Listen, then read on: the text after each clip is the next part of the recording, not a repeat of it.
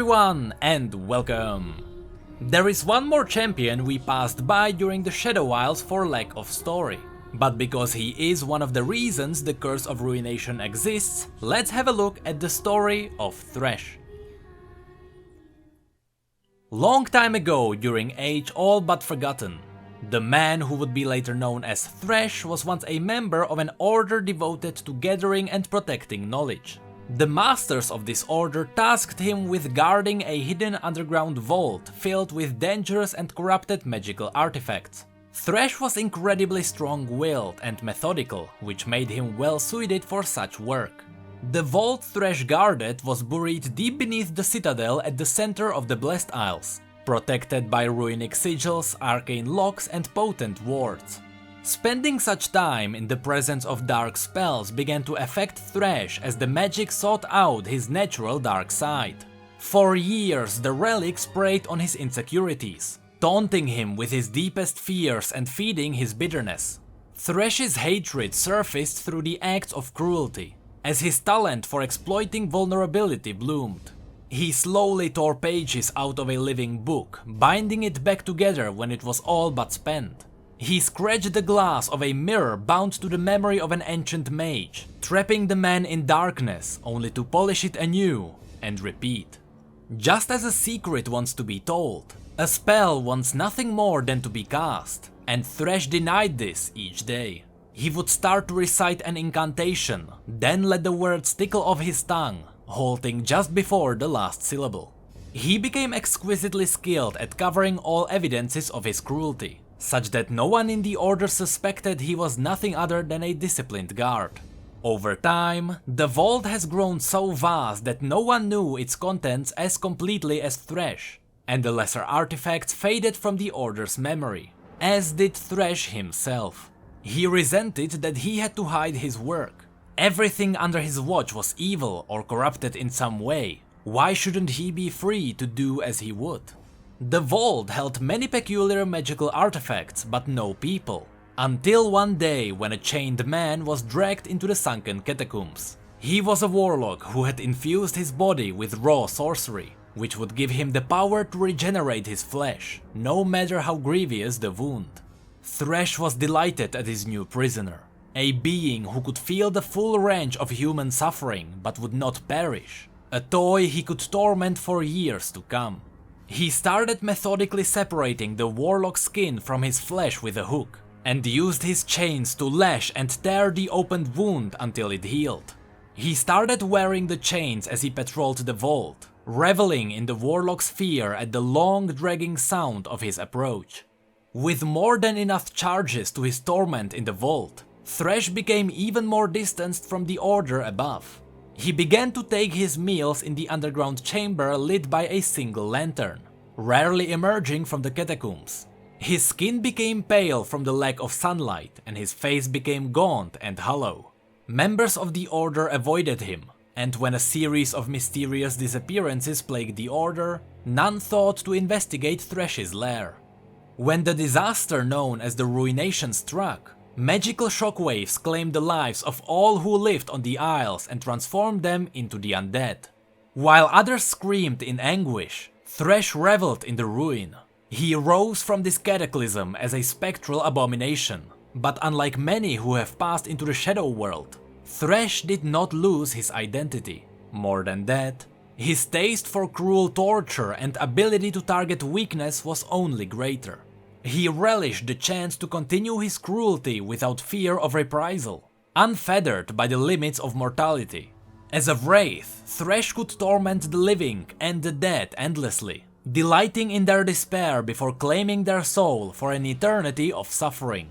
Thresh now seeks only particular victims, only the most clever and resilient, and those with a strong will.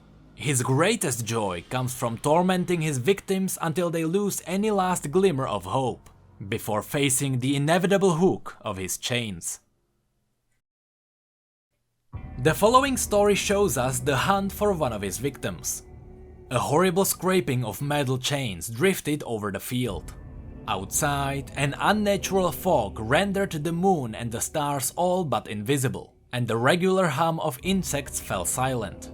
Thresh approached a ruined house. He raised his lantern, not to see his surroundings, but to look inside the glass. The interior of the lantern resembled a nightscape with its thousands of tiny green glowing orbs. They buzzed frantically as if trying to escape Thresh's gaze. His mouth twisted into a grin. Each of the lights was precious to him.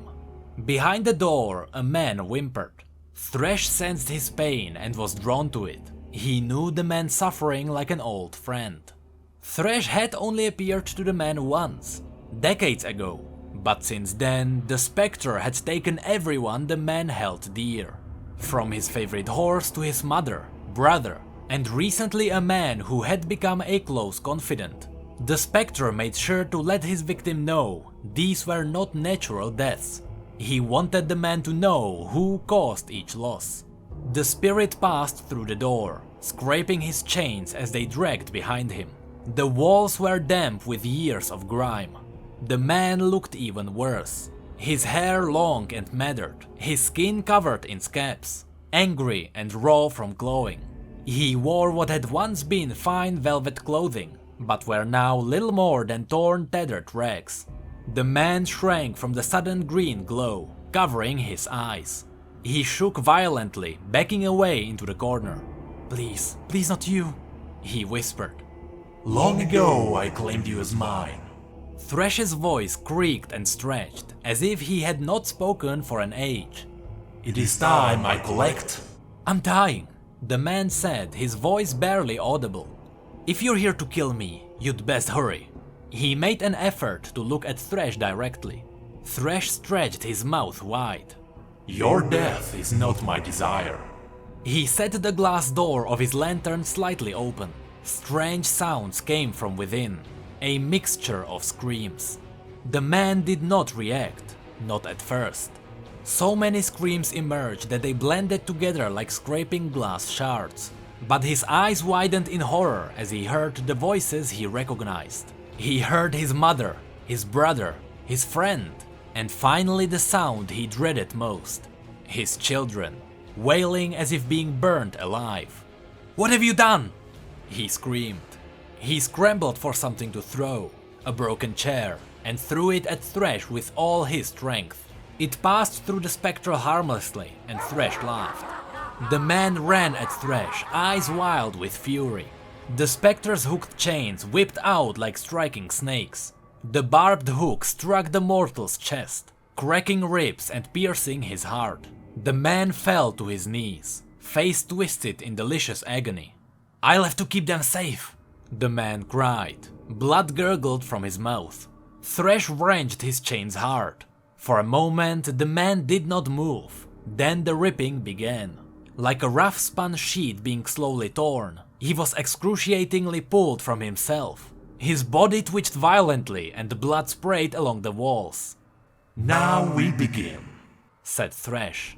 He pulled the escaping soul, pulsing brightly from the end of the chain, and trapped him within the lantern. The man's hollow corpse collapsed as Thresh departed. Thresh followed the curling black mist away from the cottage with his glowing lantern held high. Only after Thresh was gone and the fog dissipated did the insects resume their nightly chorus and stars once again fill the sky. And that was the story of Thresh. That was the last member of the Shadow Isles for now. I believe I have now covered every single champion from the Shadow Isles in one way or another. So now we know the full history of the Blessed Isles. But that's it for this video. If you enjoyed this video, feel free to give it a like and subscribe for more lore. You can also follow us on Twitter, Facebook and Discord if you'd like to chat, or there is our Instagram if you'd like to just watch pictures. Special shout out to our Patreons for going the extra mile, I cannot thank you enough. And to the rest of you, thank you so much for being here and for your support, you know I really appreciate it. And as always, thank you, come again.